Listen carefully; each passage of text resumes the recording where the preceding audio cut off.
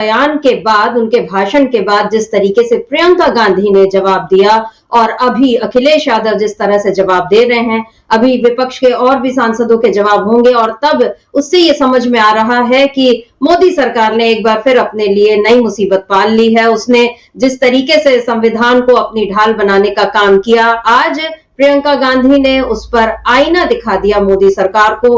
और अगर मैं कहूं कि प्रियंका गांधी ने अपने पहले ही भाषण में मोदी सरकार को धो दिया, तो ऐसा कहना भी शायद गलत नहीं होगा। आज प्रियंका गांधी का बतौर सांसद पहला भाषण था और दिलचस्प संयोग ये है कि ये भाषण भी उन्होंने दिया संविधान पर, वही संविधान जिसको बचाने की बात कांग्रेस ने शुरू से की और खास तौर पर इन लोकसभा चुनावों में प्रियंका गांधी ने, राहुल गांधी ने और तमाम इंडिया गठबंधन के बाकी दलों ने भी जिस तरह से इस मुद्दे को उठाया कि हमें संविधान बचाना है, हमें लोकतंत्र की रक्षा करना है, तो बीजेपी को सत्ता से हटाना होगा। और शायद इंडिया गठबंधन के इस मुहिम का ही परिणाम था कि लोकसभा में बीजेपी की सीटें काफी कम हो गईं। आज प्रियंका गांधी ने अपने भाषण में मोदी सरकार को यह भी याद दिला दिया, उन्होंने बता दिया कि आप आज जो संविधान कह रहे हैं वो केवल इसलिए कह रहे हैं क्योंकि हमने आपकी सच्चाई जनता को बता दी थी, हमने लोगों को बता दिया था कि आप अगर फिर से सत्ता में आते हैं तो आपका इरादा संविधान बदलने का है।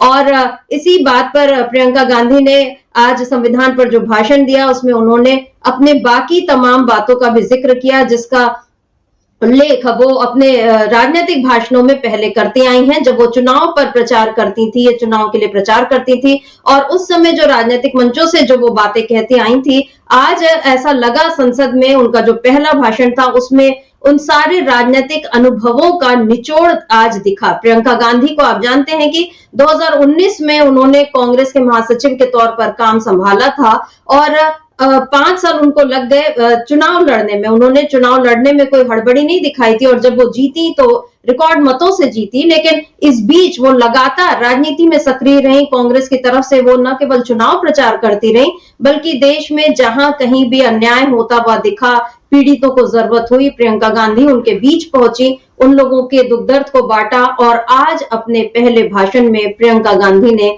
उन घटनाओं में से कई घटनाओं का जिक्र भी किया, चाहे वो उन्नाव पीड़िता का जिक्र हो, चाहे आगरा के अरुण वाल्मीकि का जिक्र हो, संभल का मुद्दा हो, मणिपुर का मुद्दा हो, हाथरस का मुद्दा हो, ऐसे तमाम मुद्दे प्रियंका गांधी ने उठाए। उन्होंने राजनाथ सिंह आज राजनाथ सिंह ने जो भाषण दिया उसमें उन्होंने सीधे सीधे कांग्रेस पर हमला बोला, नेहरू जी पर हमला बोला, इंदिरा गांधी पर हमला बोला, राहुल गांधी की मोहब्बत की दुकान पर उन्होंने मजाक उड़ाया। उन्होंने कहा कि मुझे हंसी आती है।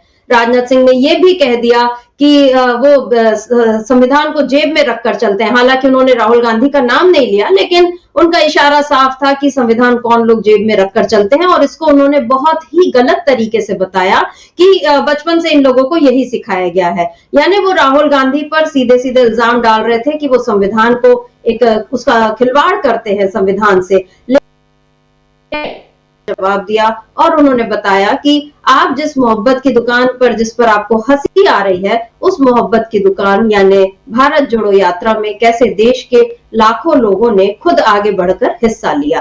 तो आज राजनाथ सिंह ने जितनी कोशिश की, आज राजनाथ सिंह का जो भाषण था उसमें ये साफ नजर आ रहा था कि उनका मकसद संविधान पर चर्चा करना नहीं है। राजनाथ सिंह का मकसद जो है वो मोदी सरकार को बचाना है और इसके लिए कांग्रेस पर हमला बोलना है, कांग्रेस के पुरखों पर हमला बोलना है।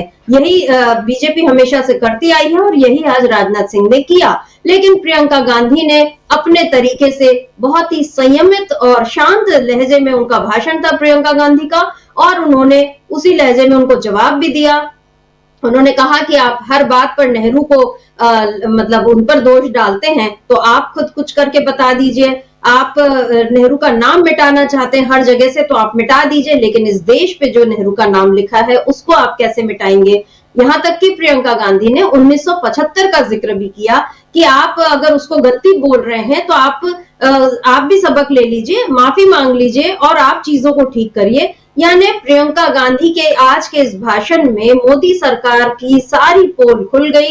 प्रियंका गांधी ने मोदी सरकार को आज अपने पहले ही भाषण में धो दिया और जिसको अगर ये कहें कि उनकी ओपनिंग ऐसी है तो ये अंदाजा लगाया जा सकता है कि बीजेपी कांग्रेस के साथ जो ये सत्ता का मैच खेल रही है, इस मैच में आखिर में उसकी हालत क्या होने वाली है। अभी तो सत्ता में बीजेपी है, लेकिन प्रियंका गांधी ने भी बता दिया और उधर अखिलेश यादव ने भी बता दिया कि जिस जाति जनगणना पर आप हंस रहे हैं, जिसको आप कह रहे हैं कि करा लीजिए, तो हम बता देते हैं कि जब भी हमें मौका मिलेगा हम उसको कराएंगे। यानी इंडिया गठबंधन अभी भी उम्मीदों से भरा हुआ है कि इस देश की जनता उसको मौका देगी और वो सत्ता में आएगी, और बीजेपी का जो ये राज है ये बहुत लंबा नहीं चलेगा, उसकी मनमानी बहुत लंबी नहीं चलेगी।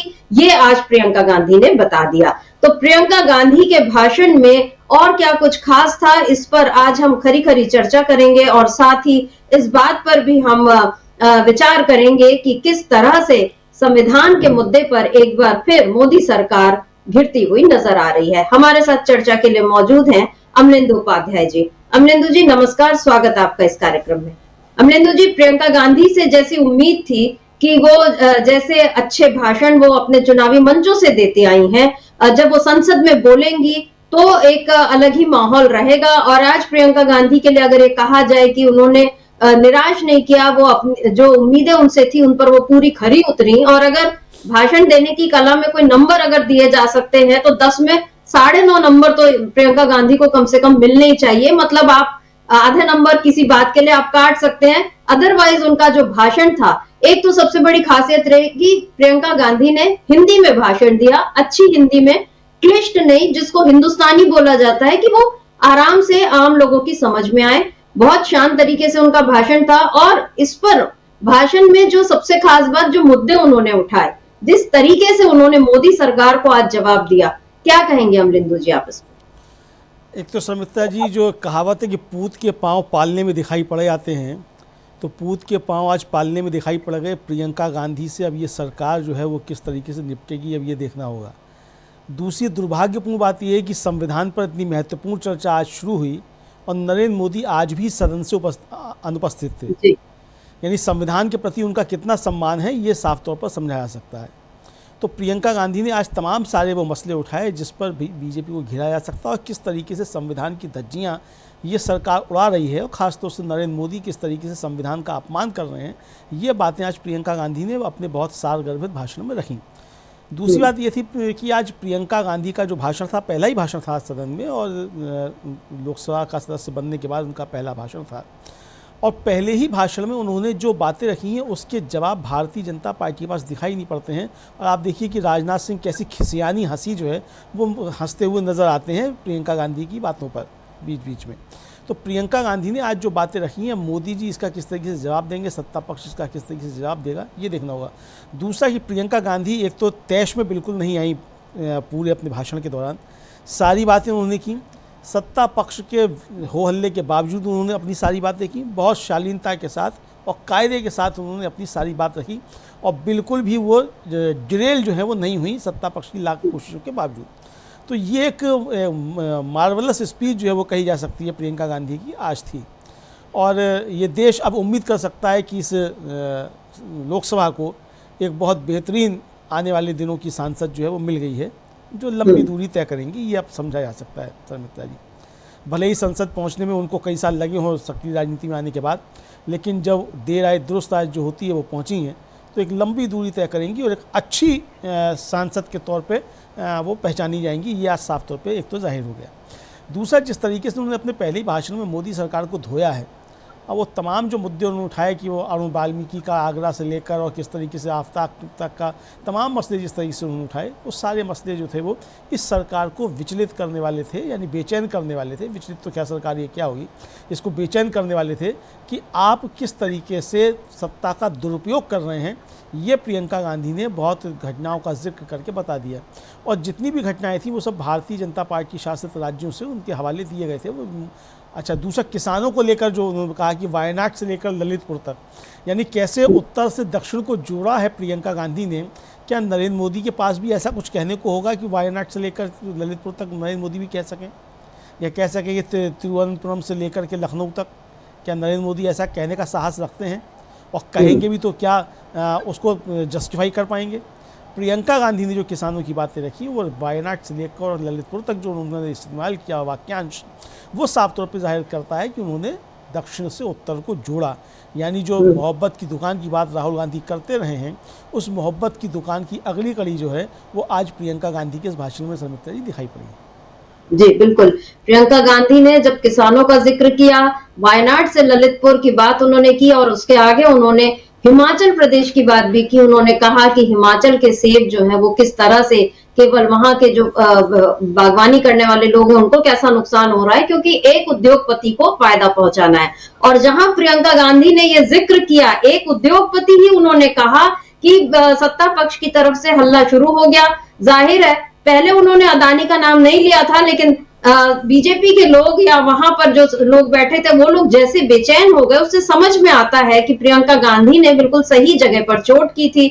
अभी भी वहां पर राजनाथ सिंह, अमित शाह ये लोग तो बैठे हैं, मोदी नदारत थे। मतलब बीजेपी के तमाम सांसदों के लिए व्हिप जारी हुआ था कि आपको मौजूद रहना है। तो अब ये समझ से परे है कि मोदी जो है वो इन सब से भी ऊपर हैं और उनका रहना जरूरी नहीं, उनका रहना वहां प्रयागराज में जरूरी है, क्योंकि अभी कुंभ महाकुंभ की तैयारी चल रही है और उसके तमाम उद्घाटनों के लिए मोदी आज वहां पहुंचे हुए थे। तो पूजा पाठ ये मोदी की प्राथमिकताएं हैं, वो नजर आ रहा है। और इधर आज राजनाथ सिंह ने जिस तरीके से तमाम उन्होंने जो बातें कही, अमलेंदु जी, जैसा उन्होंने कहा कि कुछ नेता संविधान की प्रति जेब में रखकर घूमते हैं और उन्होंने बचपन से यही सीखा है, लेकिन बीजेपी ने संविधान को माथे से लगाया है। और उन्होंने फिर कांग्रेस को निशाना बनाते हुए ये भी कहा कि जो संविधान निर्माण की प्रक्रिया को हाईजैक करने की कोशिश की एक पार्टी ने, और हमारा संविधान किसी एक पार्टी की देन नहीं है।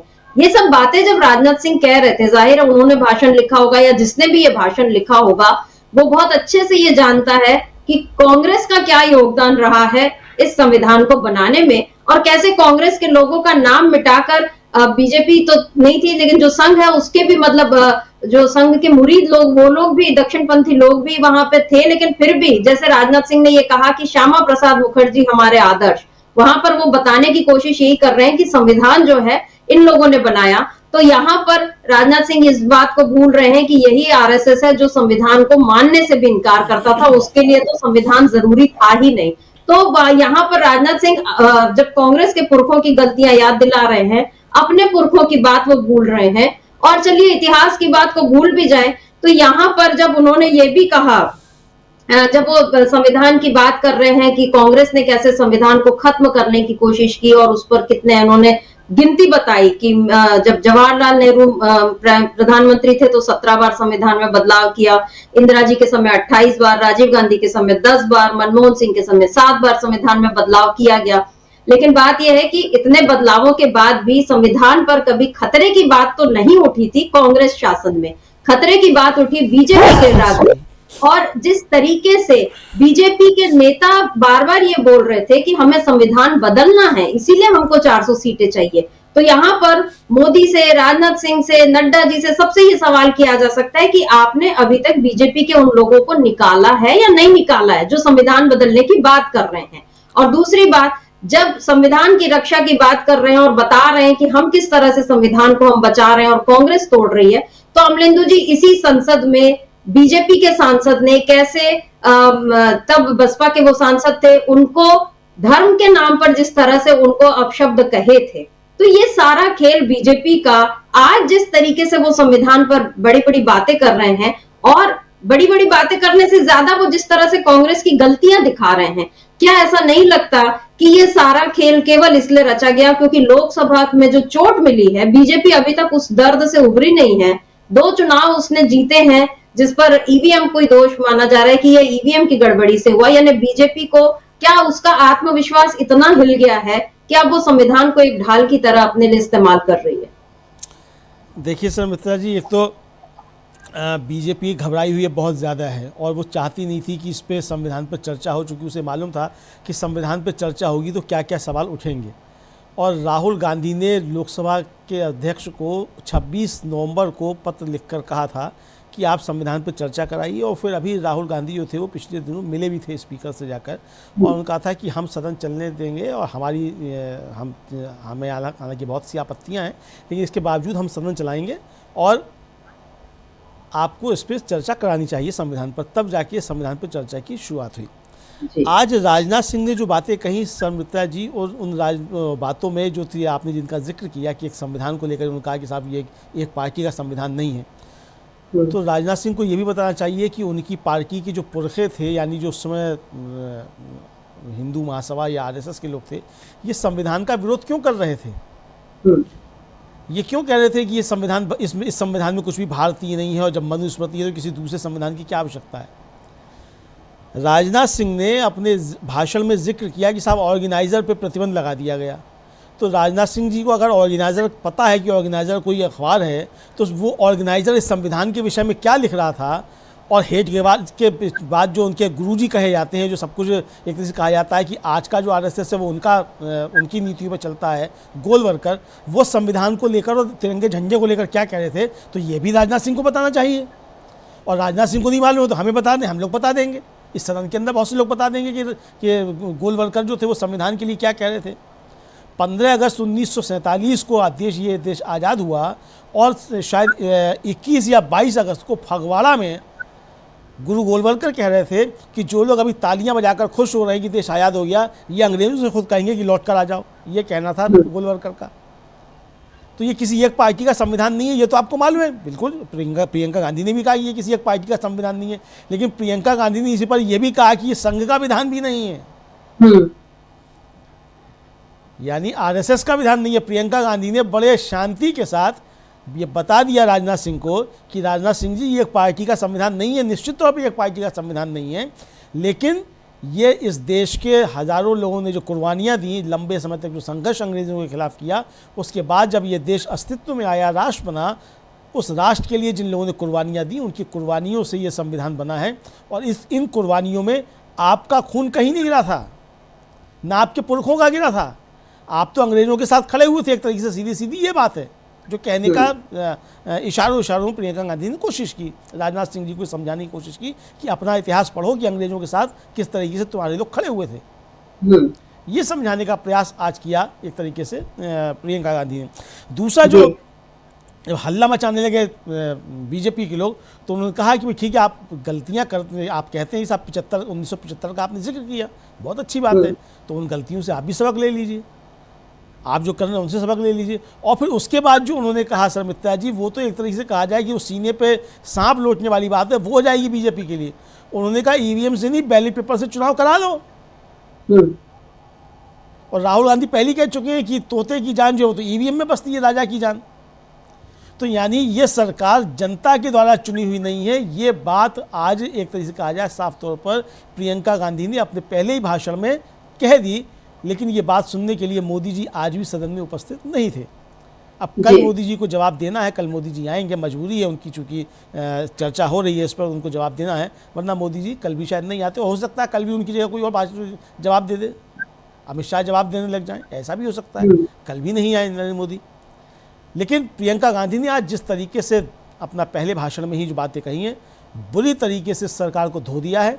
अब मोदी जी देखते हैं कल जब धुल करके आएंगे तब क्या बातें करते हैं, और एक अकेला सब पर भारी 56 इंच की छाती वाले नरेंद्र मोदी जो हैं, कल सदन में किस तरीके से बातें रखते हैं, ये देखना बहुत दिलचस्प होगा। सर जी, धुलकर आने की बात आपने कही, तो अमलेंदु जी, यहाँ भी प्रियंका गांधी ने एक जो कहना चाहिए कि बहुत करारा तंज किया। उन्होंने कहा कि आपके पास तो वो वॉशिंग मशीन है कि इधर हम मैले लोग और उधर आप जो है वो स्वच्छ होकर निकाल देते हैं, और हमारे कुछ साथी जो वहां पहुंच गए हैं और अब वो भी वॉशिंग मशीन में धुल गए हैं। शायद उनका इशारा ज्योतिरादित्य सिंधिया की तरफ होगा या अजित पवार या जिन भी लोगों की तरफ होगा, लेकिन उन्होंने जिस तरीके से आज ये कहा, प्रियंका गांधी के भाषण के कुछ हिस्से को एक बार फिर से सुन लिया जाए ताकि हमारे दर्शकों को भी और रिकॉल हो जाए और हम भी सुनने का एक बार फिर से आनंद ले लें कि प्रियंका गांधी ने आज किस तरह अपने पहले ही भाषण में, जिसको कह सकते हैं सिक्सर मारा है, क्या कुछ कहा है प्रियंका गांधी ने, थोड़ा सा उसको भी सुन लेते हैं। जिसका नाम लेने से कभी कभी आप झिझकते हैं और कभी कभी उनका नाम धड़ाधड़ इस्तेमाल किया जाता है अपने आप को बचाने के लिए। उन्होंने HAL, BHEL, SAL, GAIL, ONGC, NTPC, railways, IIT, IIM, oil refinery, तमाम PSU बनाए। अध्यक्ष महोदय, उनका नाम पुस्तकों से मिटाया जा सकता है, उनका नाम भाषणों से मिटाया जा सकता है, लेकिन जो उनकी भूमिका रही इस देश की आजादी के लिए और इस देश के निर्माण के लिए, वो इस देश से कभी मिटाया नहीं जा सकता। 75 सालों में जनता का भरोसा रहा कि नीतियां बनेंगी तो जनता की भलाई के लिए बनेंगी। आज जनता की मांग है कि जाति जनगणना हो। सत्ता पक्ष के मेरे साथी ने इसका जिक्र किया। ये जिक्र भी आज इसलिए हो रहा है क्योंकि चुनाव में ये नतीजे आए। ये जाति जनगणना इसलिए जरूरी है ताकि हमें पता चले कि किसकी क्या स्थिति है और नीतियां उस हिसाब से बने।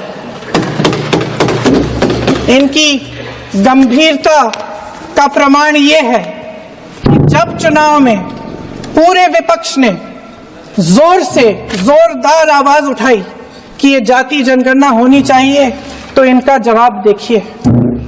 इनका जवाब भैंस भाग भैंस चुरा लेंगे, मंगलसूत्र चुरा लेंगे, इनका ये जवाब था।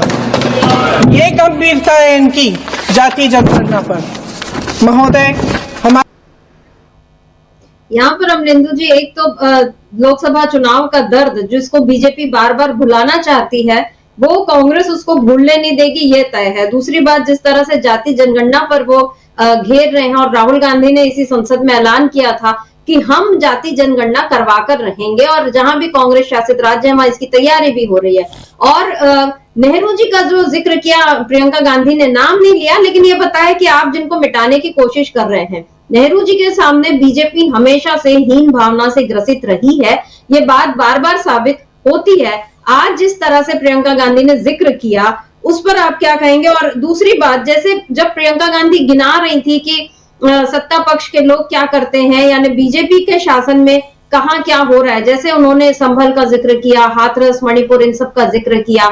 और जब राजनाथ सिंह ने उदाहरण दिया कि यूपी की सरकार को कैसे बर्खास्त कर दिया था, तो प्रियंका गांधी ने भी जवाब दिया कि आपने यूपी का जिक्र किया है तो मैं आपको भी उदाहरण गिनाती हूँ। फिर उन्होंने महाराष्ट्र, फिर उन्होंने मध्य प्रदेश, गोवा, हिमाचल, सबकी याद उन्होंने दिला दी। और पीछे से जो कांग्रेस सांसद थे वो भी उनको याद दिला रहे थे कि आप ये राज्य भी बोलिए, वो राज्य भी बोलिए। यानी एक तो ये बात समझ में आती है कि प्रियंका गांधी के भाषण में जो चीजें थी वो राजनाथ सिंह के भाषण के तुरंत बाद उन्होंने दिया। मतलब वो बहुत कुछ पहले से लिखकर नहीं लाई होंगी, और उन्होंने कुछ पॉइंट्स का जवाब तो वहीं के वहीं दिया। यहाँ पर जिस तरह से जब प्रियंका गांधी बीजेपी शासन की कमजोरियां गिना रही हैं और संविधान का वहां पर कैसे नुकसान हो रहा है ये बता रही हैं, तब ओम बिरला ने भी थोड़ा टोकने की कोशिश की कि आप संविधान के सकारात्मक उस पर, और फिर उसके बाद हल्ला होने लगा, और फिर प्रियंका गांधी ने अपनी बात जारी रखी। यहाँ पर ओम बिरला का जो रवैया है, इसको लेकर आप क्या कहेंगे? और प्रियंका गांधी के भाषण के बाद बीजेपी की अब जो स्थिति बन गई है, उस पर आप क्या कहेंगे?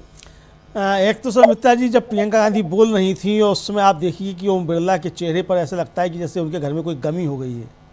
इतना गमगीन चेहरा उनका जो है, ये मालूम पड़ रहा है कि बस अभी जो है वो किसी मैयत पे से उठकर आए हैं, ऐसा मालूम पड़ रहा है। अरे ओम बिरला साहब को इतनी परेशान होने की क्या आवश्यकता है? मोदी जी के अकेले में बुला के डांटते हैं क्या, जो इतने परेशान दिखाई पड़ते हैं? आप सदन के सभापति हैं, आप लोकसभा के अध्यक्ष हैं, आप सारे दलों से ऊपर हैं, उसका परिचय दीजिए। लेकिन वो परिचय देने में विफल हैं। ओम बिरला भी विफल हैं और जगदीप धनखड़ तो बुरी तरीके से विफल हैं, दोनों ही विफल हैं। ओम बिरला तब भी थोड़ी देर जो है कभी कभी शांति बरत लेते हैं, लेकिन जगदीप धनखड़ तो जो है वो शांत होने का नाम ही नहीं लेते हैं। उनका खुद का टेप रिकॉर्ड अपना चालू रहता है। लेकिन आज जिस तरीके से प्रियंका गांधी ने ये सारी बातें रखी, अडानी का जब उन्होंने कहा तो उसमें सत्ता पक्ष की तरफ से तो शोर आया, लेकिन उस समय जो थे वो ओम बिरला साहब कुछ नहीं बोले। उसके बाद जब वो अगली बात आई तब उस पर ओम बिरला साहब जो थे उनको कहना पड़ा कि साहब वो संविधान के सकारात्मक उस पर बात कीजिए। तो यानी ओम बिरला साहब जो थे बहुत देर तक, मुझे लगता है कि उन्होंने बहुत देर तक अपने को कंट्रोल किया होगा कि वो एक परिचय दें कि विपक्ष का नेता पहली बार इस सदन के अंदर आया है, वो बोल रहा है, और जो विपक्ष का सबसे बड़ा दल है उसकी तरफ से उसका नाम सबसे पहले बोलने के लिए रखा गया है। इसका मतलब उसकी बात ओम बिरला साहब को भी सुननी पड़ेगी। तो थोड़ी मजबूरी थी उनकी वो, तो काफ़ी देर तक उन्होंने अपने अंदर के भावों को जो वो जब्त किया, लेकिन उसके बाद फिर उनके मुँह से बेसाख्ता निकल ही पड़ा कि आप संविधान पर चर्चा कीजिए। यानी परेशान परेशान जो थे वो ओम बिरला साहब भी नजर आए। लेकिन प्रियंका जी। गांधी ने जिन बातों को सुमित्रा जी आज रखा है, उन बातों का जवाब क्या ओम बिरला साहब जो है कह सकते हैं कि अमित शाह दे पाएंगे, या नरेंद्र मोदी दे पाएंगे, या राजनाथ सिंह दे पाएंगे? ये बहुत गंभीर सवाल हैं और तमाम मसले। और दूसरा जो जिसका जिक्र आपने भी किया कि प्रियंका गांधी ने जो राजनाथ सिंह ने अपने भाषण में बातें कही थी उनका तुरंत जवाब दिया। तो यानी ये जो वो अपना भाषण जो लिख के लाई होंगी उसमें ये चीज़ें नहीं थी। तो यहाँ से ये भी साबित होता है कि सदन की चर्चा जब होती है तो उसमें आपके पास जो प्रत्युत्पन्नमति कहलाती है, प्रत्युत्पन्नमति, कि आपकी क्षमता कितनी है कि आप तुरंत किस चीज़ों का जवाब दे सकते हैं, उसका आज अपना प्रदर्शन जो है पहले ही भाषण में प्रियंका गांधी ने कर दिया है। जाहिर सी बात है सुमित्रा जी की प्रियंका गांधी का एक लंबा अपना राजनीतिक अनुभव खुद का है, सदन का भले ही नहीं हो, लेकिन उन्होंने तमाम सदन की परंपराओं को, सदन के भाषणों को देखा है। जाहिर सी बात है कि अपनी दादी के साथ, अपने पिता के साथ और फिर अपने भाई के साथ उन्होंने बहुत नज़दीकी से संसद की कार्रवाइयों को देखा है और उसको समझा है। तो जाहिर सी बात है कि वो संस्कार उनको एक तरह से कहा जाए कि वो विरासत में मिले हैं, तो उसका आज उन्होंने वहाँ प्रदर्शन किया है। और ये भारतीय जनता पार्टी के लिए बड़े परेशानी का विषय है कि एक पहली बार की सांसद जो है, जो लोकसभा में पहुँची है, वो संविधान पर सत्ता पक्ष को समझा भी रही है, सबक भी दे रही है और उसके तमाम आरोपों का जवाब भी दे रही है। अब जाहिर सी बात है कि ये मोदी जी के लिए बहुत विचलित करने वाली बात होगी समिता जी। जी, मोदी जी इस समय परेशान हो रहे होंगे। अब हमें नहीं मालूम कि प्रयागराज जाकर भी उनके मन को शांति मिल रही है या नहीं मिल रही है, लेकिन आज उनका संसद में मौजूद न रहना ये भी एक आश्चर्य की बात है। मतलब आज संविधान पर जो चर्चा होनी है ये तो एक दिन है ही, इसके अलावा आज जो 13 दिसंबर संसद पर हमले का भी दिन है और इस दिन भी अगर प्रधानमंत्री वहां पर मौजूद रहकर, ऐसा नहीं है कि आपने शहीदों को श्रद्धांजलि दी और आपकी जिम्मेदारी वहीं पर पूरी हो जाती है। आपकी जिम्मेदारी बनती है कि आप उस पूरे दिन संसद में रहकर आप ये बताएं कि इस देश के आप मुखिया अगर हैं तो आप किस तरीके से अपनी जिम्मेदारियों को निभा रहे हैं। लेकिन अब तो ये कहने में अफसोस भी नहीं होता, मतलब ये देखकर भी अफसोस नहीं होता, क्योंकि मोदी लगातार अपनी जिम्मेदारियों से इसी तरह भागते हुए दिखाई देते हैं। और इसका भी अगर कोई ओलंपिक मेडल होता तो वो जरूर मोदी को मिलता, कि वो कैसे बतौर प्रधानमंत्री संसद से बार बार गायब रहते हैं और खास तौर पर तब जबकि उनको विपक्ष के सवालों का जवाब देना होता है। अब जाहिर है आज जो प्रियंका गांधी बोलेंगे, अगर राहुल गांधी भी इस पर, क्योंकि नेता प्रतिपक्ष है, उन्हें भी बोलना ही है। और अखिलेश यादव ने आज जो कुछ कहा, अमलेंदु जी, अखिलेश यादव ने भी, जैसे प्रियंका गांधी ने ये साफ साफ बोल दिया कि भाई आप ईवीएम छोड़िए, आप बैलेट से चुनाव करा लीजिए, आप अपनी गलती सुधार लीजिए, आप माफी मांग लीजिए, अगर आप हमको तानाशाही का वो कर रहे हैं। क्योंकि मोदी ने, सरकार ने ये पूरा जो संविधान बचाने वाला ये जो नाटक नया शुरू किया है, ये इसलिए क्योंकि लोकसभा में उसको हार मिली और उसके बाद यानी उसकी सीटें कम हुई और उसे एक ही तरीका समझ में आया कि हम आपातकाल का जिक्र करें, क्योंकि आपातकाल के नाम पर इस देश के बहुत से लोगों को आप उनको इमोशनली एक्सप्लॉइट कर सकते हैं। ये बात बीजेपी अच्छे से जानती है और यही कार्ड उसने यहां भी चला था। लेकिन आज प्रियंका गांधी ने उसी 1975 का जिक्र करके जिस तरीके से बोला कि ठीक है, अगर वो गलती थी तो आप भी अपनी गलती पर माफी मांगिए, तो एक ये तो बड़ी चुनौती क्या मोदी सरकार को मिल गई है प्रियंका गांधी की तरफ से कि वो माफी मांगते कि नहीं मांगते हैं।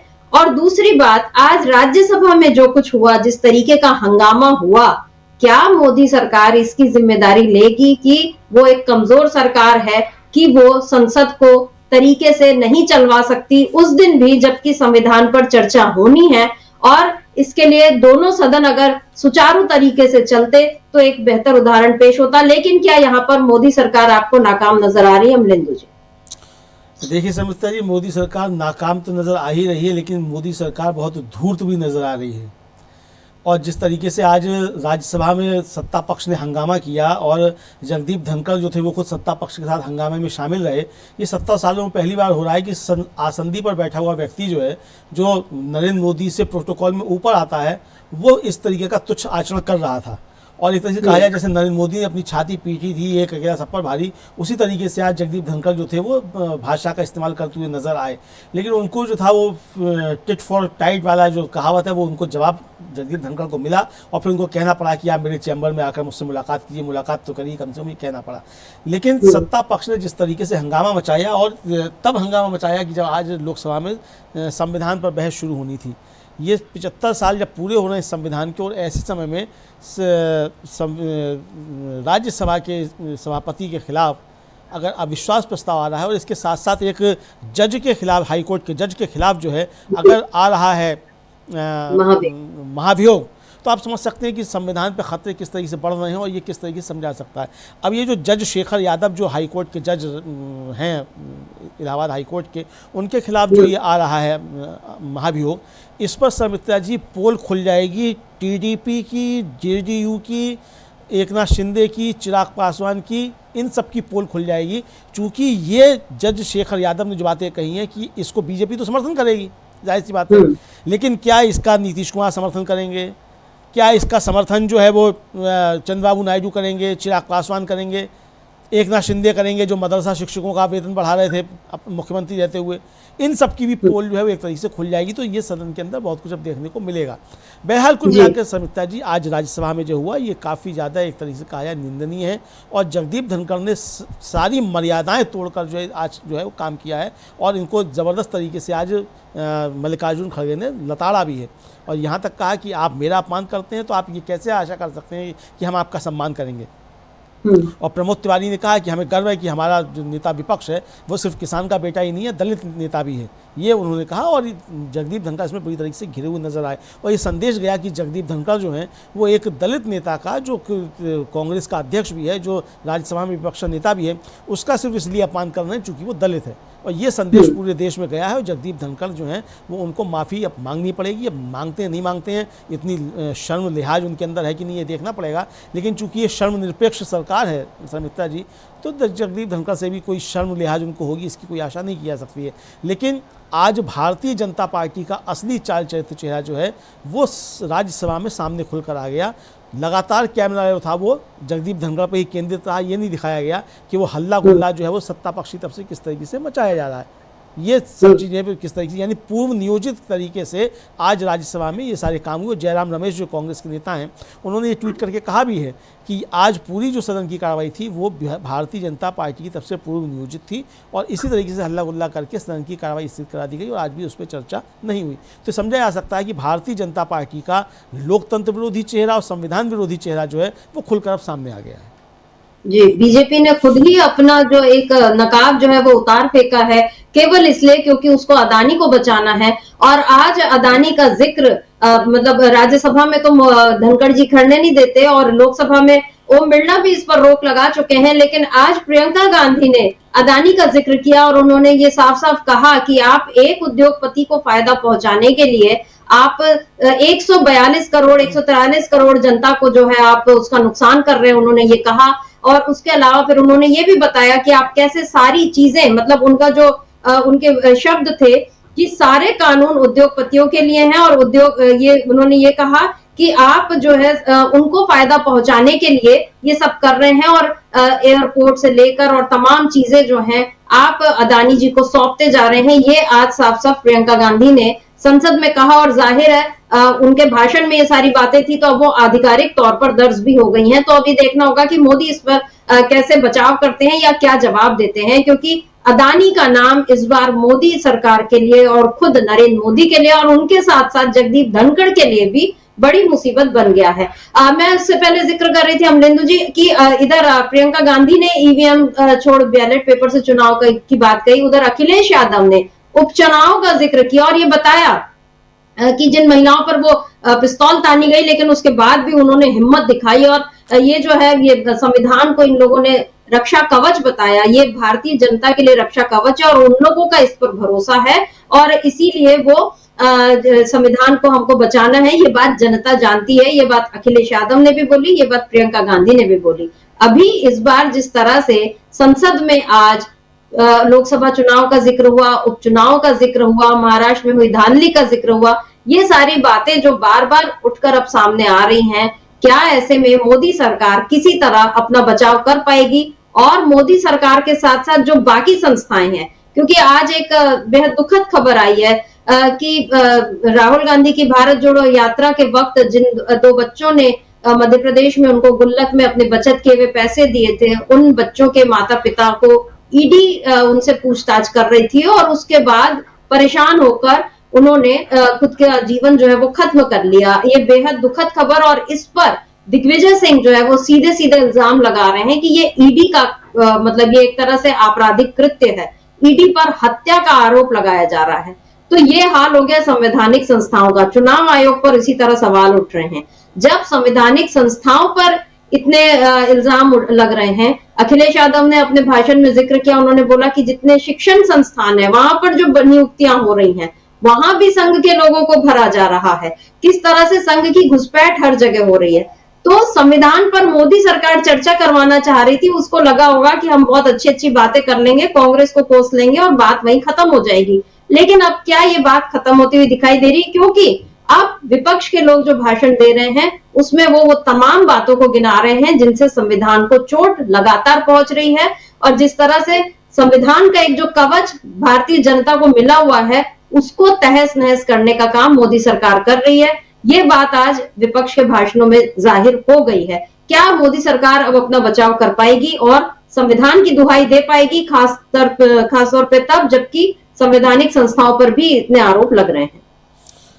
देखिए समिता जी, एक तो प्रधानमंत्री नरेंद्र मोदी खुद चुनाव आयोग के समर्थन में और ईडी के समर्थन में खुलकर भाषण देते रहे हैं, और यहाँ तक कहा उन्होंने कि इन साथियों, ईडी और सीबीआई, ये उनका वाक्य था जो उन्होंने इस्तेमाल किया था, ये इन साथियों पर भी आरोप लगाए जाते हैं, यानी ये मोदी जी के साथी हैं, ये संवैधानिक संस्थाएं नहीं है, मोदी जी के साथी हैं, ये मोदी जी का कहना है। अब मोदी जी ने उसके लिए अभी तक माफ़ी नहीं मांगी है, ये कहा नहीं है कि भूल से उनके मुंह से निकल गया था, इसका मतलब भूल से नहीं निकला था, उन बाकायदा उनके साथी हैं, ये उन्होंने खुद कहा है।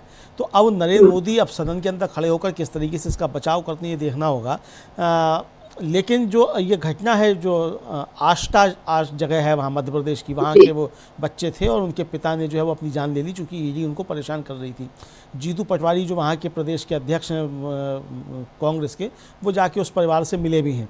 तो ये अब ये मसला एक बड़ा बनेगा, और ये किस तरीके से ईडी के ज़रिए और सीबीआई के ज़रिए परेशान लोगों को किया जाता है, और यहाँ तक परेशान किया जाता है, ये हो गया। यानी इन संस्थाओं में भी अपराधी किस्म के अधिकारी भर गए हैं, ये बात साफ तौर पे समझ में आती है समिता जी। और ये संवैधानिक संस्थाओं का अपराधीकरण जिस तरीके से ये सरकार कर रही है, इसको लेकर अब चिंताएँ बढ़ती जा रही हैं। और आज प्रियंका गांधी ने अपने सदन के भाषण में भी इन बातों पर चिंता जाहिर की है, चिंता व्यक्त की है। अब देखना ये है कि नरेंद्र मोदी या सत्ता पक्षी तरफ से और अमित शाह जब भी बोलेंगे या जो भी कोई बोलेगा, वो किस तरीके से अपना बचाव करते हैं, और बचाव में होगा क्या, वो इस बातों का कोई जवाब नहीं दे पाएंगे। वो कोई नए तरीके से नया विवाद कोई खड़ा करने की कोशिश करेंगे, जो उनकी एक रणनीति अभी तक रही है किसी भी मसले पर, चूँकि उनके पास विपक्ष के सवालों के जवाब होते नहीं हैं, और हैं भी नहीं और हो भी नहीं सकते हैं।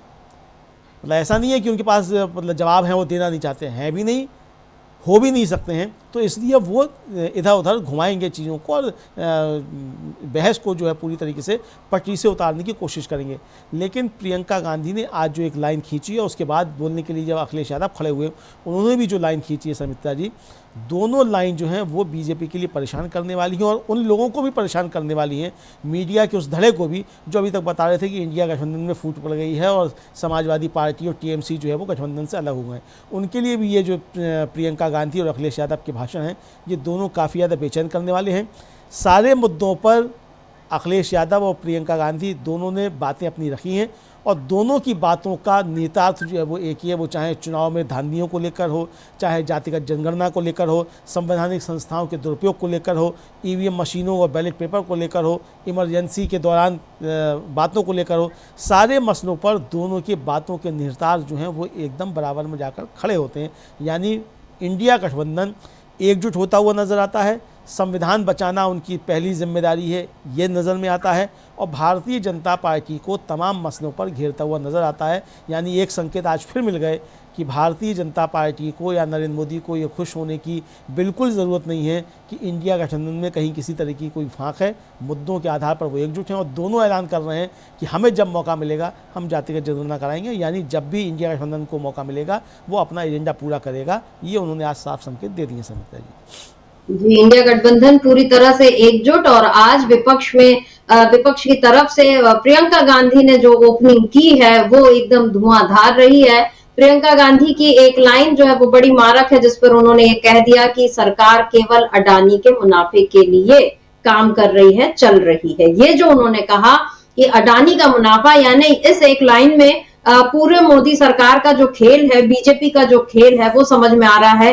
क्योंकि महाराष्ट्र से लेकर हरियाणा और हिमाचल प्रदेश और पूरे भारत में जिस तरीके से केवल एक उद्योगपति को फायदा पहुंचाने के लिए मोदी सरकार काम कर रही है, ये बात विपक्ष न केवल उठा रहा है बल्कि उसको पूरी गंभीरता से और तथ्यों के साथ सामने रख रहा है। और प्रियंका गांधी ने आज अपने भाषण में उसका जिक्र किया, उन्होंने इतिहास का भी उदाहरण दिया और उन्होंने मोदी सरकार को यानी राजनाथ सिंह को भी ये कहा कि आप क्यों बार बार अतीत में जाते हैं। ठीक है, मतलब बिल्कुल सही बात है कि आप अगर इतिहास की बात कर रहे हैं तो फिर आपको दोनों तरह के इतिहास की बात करनी चाहिए, दोनों तरफ के इतिहास की बात करनी चाहिए। केवल एक तरफा वो बात कर रहे हैं और वर्तमान की बात तो कर ही नहीं रहे, जिसमें उन्होंने प्रियंका गांधी ने यह भी बता दिया कि अभी क्या क्या कर रही है मोदी सरकार। और जो भेष बदलने वाला जिक्र उन्होंने किया कि राजा को भेष बदलने का बड़ा शौक था और वो जाता था, तो यहाँ भी उन्होंने मोदी सरकार को या नरेंद्र मोदी के जो उनके भाव भंगिमा, उनके कपड़े बदलने के शौक, अलग अलग गेटअप्स में उनका जो दिखने का एक जो शौक है, उसको एकदम खुलकर उसका सामने रख दिया है। और उधर अखिलेश यादव ने भी आज जिस तरह से बातें की, उन्होंने चीन का भी जिक्र कर दिया, तो वहां पर राजनाथ सिंह जो है वो थोड़े से सकपकाए से नजर आए। तो ये दोनों लोगों ने मिलकर आज पूरी तरह से मोदी सरकार को धो दिया है। अब देखना होगा कि आगे जब और अभिभाषण होंगे उसमें क्या कुछ होता है। और हम ये जानते हैं या इस बात को हम ये मानकर चलें, क्योंकि ऐसा ही होता है जब नरेंद्र मोदी बोलेंगे और जब ये अमित शाह बोलेंगे तो वो और कितना नीचे गिरकर गांधी परिवार पर हमला बोलेंगे, इसके लिए भी हमें तैयार रहना चाहिए। और हम तैयार हैं क्योंकि वो बोलेंगे ही, ये सब हम बात जानते हैं। बहरहाल देखना होगा कि संसद में अगले 1-2 दिन में और क्या क्या चीजें होती हैं। संविधान पर चर्चा के नाम पर किस तरह का नया तमाशा मोदी सरकार खड़ा करने की कोशिश करती है, ये देखना अब दिलचस्प होगा। तो अमलेंदु जी, आज इस चर्चा को यहीं रोकते हैं। आपका बहुत बहुत शुक्रिया और शुक्रिया आप तमाम दर्शकों का जो आप हमारे साथ जुड़े और आपने इस चर्चा को ध्यान से सुना। आगे भी आप बने रहिए डीवी लाइव के साथ और देखते रहिए डीवी लाइव। नमस्कार।